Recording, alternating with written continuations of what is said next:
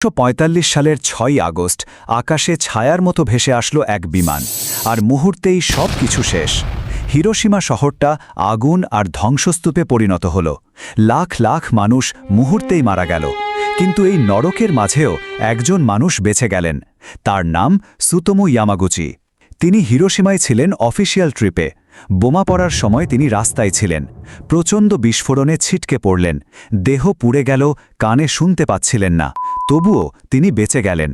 পরদিন জখম শরীর নিয়ে তিনি রওনা দিলেন নিজের শহর নাগাসাকির দিকে, আর ভেবেছিলেন এই দুঃস্বপ্ন বুঝি এখানেই শেষ।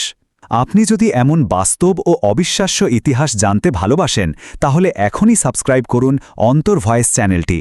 নতুন নতুন গল্প আপনাকে অবাক করে দেবে, কথা দিচ্ছি।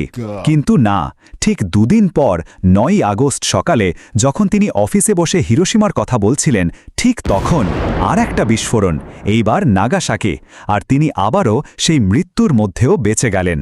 সুতোমু ইয়ামাগুচি ইতিহাসের একমাত্র মানুষ যিনি দুটি পারমাণবিক বোমার বিস্ফোরণের মধ্যেও 2 বার বেঁচেছিলেন।